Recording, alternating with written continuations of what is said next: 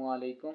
मेरा नाम सैयद वकार हुसैन शाह है और मैं आपको अपने यूट्यूब चैनल वकार वैल्यूएशन में खुशामदीद कहता हूँ और अपनी क्लास का आगाज़ सूरह निसा की आयत नंबर 43 से लेकर 45 तक करते हैं। तर्जुमा। ए ईमान वालो, जब तुम नशे में मस्त हो नमाज के करीब भी न जाओ जब तक कि अपनी बात को समझने न लगो, और जनाबत की हालत में जब तक कि गुस्ल ना कर लो।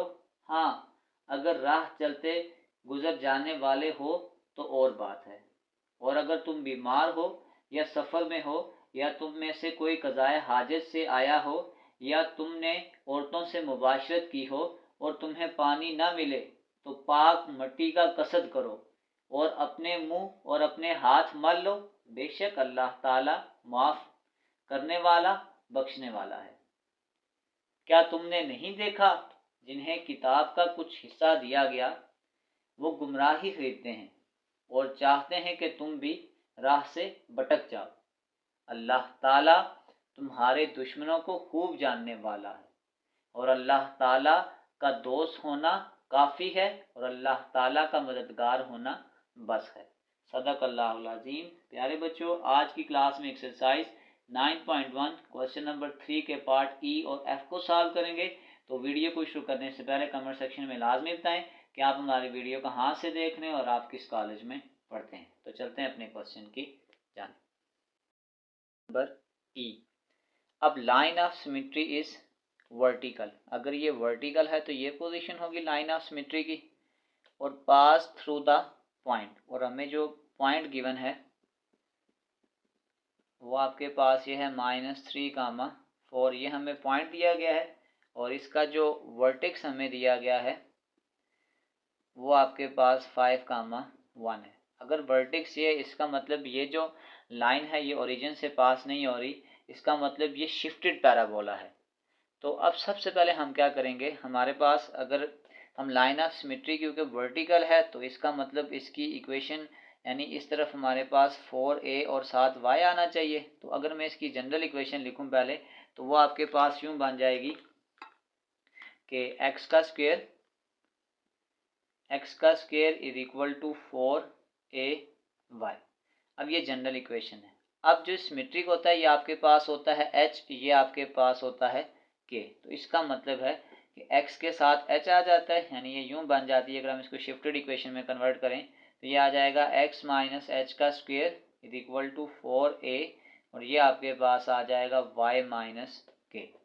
तो इसका मतलब है अगर मैं यहीं से डाटा उठाऊं तो ये आपके पास h की वैल्यू आपके पास आ जाएगी 5 और k की वैल्यू आपके पास आ जाएगी 1। इस वैल्यू को हम अपने इस फार्मूले में पुट करते हैं। तो अब आपके पास ये h और k आ गया और ये पॉइंट जो गिवन है ये आपके पास x है और ये y है। इसका मतलब है x की जगह हम पुट करेंगे -3 और y की जगह पुट करेंगे 4। इन पॉइंट्स को इसमें पुट करते हैं। x की जगह आपके पास आ जाएगा -3 माइनस फार्मूले का, फिर h की जगह आ जाएगा 5।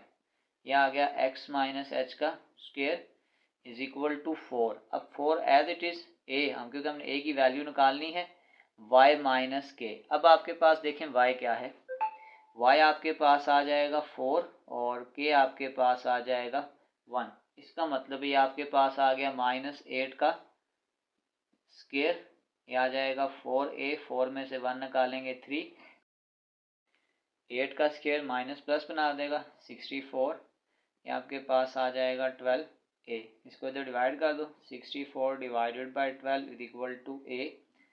अगर हम इसको 4 के टेबल से काटें तो ये आ जाएगा 16, नीचे आ जाएगा 3 which is equal to a। ये हमने a निकाल लिया। अच्छा, यहाँ पे मैंने इसकी डायग्राम नहीं बनाई, अगर हम थोड़ी सी डायग्राम भी रिप्रेजेंट कर लें उससे चीज़ें ज़्यादा क्लियर हो जाती हैं।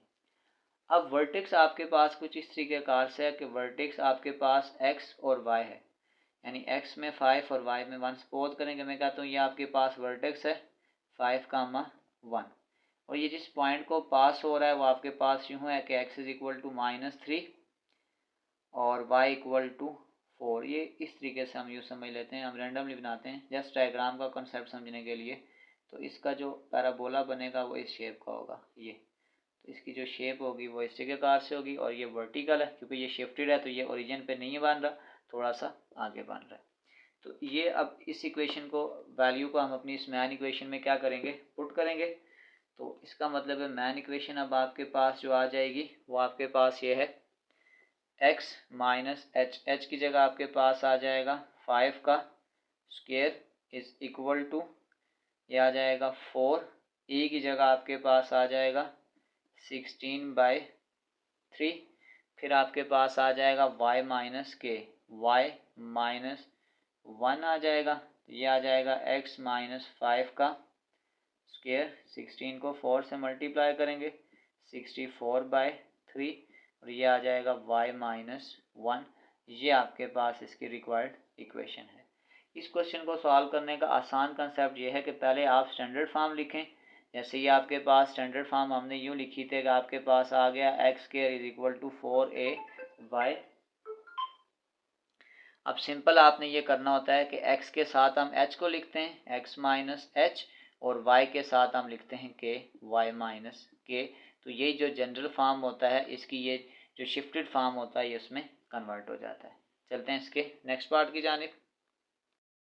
नंबर f, सबसे पहले जो हमें गिवन है यानी जो लाइन ऑफ सिमेट्री है वो आपके पास है हॉरिजॉन्टल, यानी जो लाइन ऑफ सिमेट्री होगी वो इस प्रकार से होगी। पहले डाटा लिख देते हैं कि लाइन ऑफ सिमेट्री, तो वो आपके पास आ गया, और ये हॉरिजॉन्टल आ जाएगी, और हमें जो वर्टेक्स गिवन है, अब देखें वर्टेक्स फिर इसका 0,0 नहीं है, इसका मतलब ये फिर आपके पास शिफ्टेड है।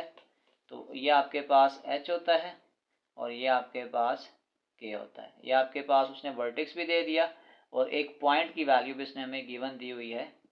जो पॉइंट है वो आपके पास होता है 7 और 9। तो ये पॉइंट x है और ये y है। थोड़ी रफ सी डायग्राम अगर हम बना लें तो सबसे पहले देखें जो लाइन ऑफ सिमेट्री है तो वो आपके पास इस प्रकार से थी, और जो वर्टेक्स उसने हमें दिया है x में 3 और y में -7। फॉर एग्जांपल मैं यूं कर लेता हूँ, x में 3, ये 3 है, मिसाल दे देते हैं, और y में सपोज करें हम कहते हैं कि ये -7 है।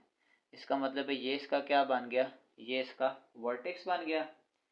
अब आगे उसने हमें एक पॉइंट भी दिया हुआ था कि x में वैल्यू आपके पास 7 है, तो इसका मतलब सपोज करते हैं कि x की वैल्यू ये 7 है और y की वैल्यू आपके पास जो +9 है वो यहाँ कहीं ऊपर रैंडमली बन जाएगी। तो इसका मतलब ये पॉइंट कुछ इस तरीके से बन रहा है। तो इसका मतलब इसकी जो डायग्राम बनेगी वो कुछ इस तरीके से पास हो रही है, इस तरीके से, यानी ये इसकी शेप बनेगी। अब आपके पास लाइन ऑफ सिमेट्री क्योंकि हॉरिजॉन्टल है तो इसका मतलब जब हम इसकी इक्वेशन बनाएंगे तो x इस तरफ आ जाएगा, यानी इसकी इक्वेशन यूँ बनेगी।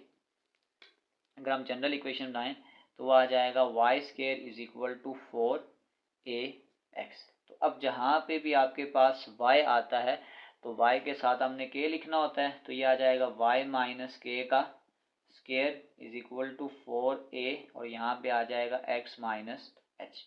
तो अब सबसे पहले आपने ये काम करना है कि यहाँ पे ये h, k, x और y की वैल्यू यहाँ पे पुट करनी है। तो सबसे पहले आपके पास आ जाएगा y आपके पास आ गया 9 माइनस फार्मूले का, और k आपके पास आ जाएगा -7 का स्क्वायर।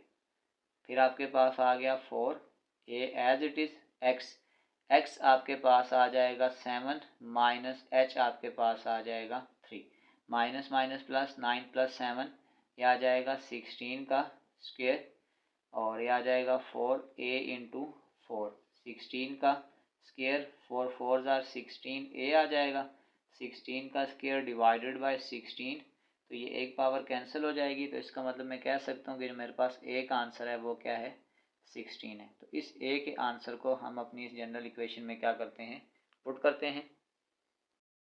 कह सकते हैं कि हमारे पास जो रिक्वायर्ड इक्वेशन है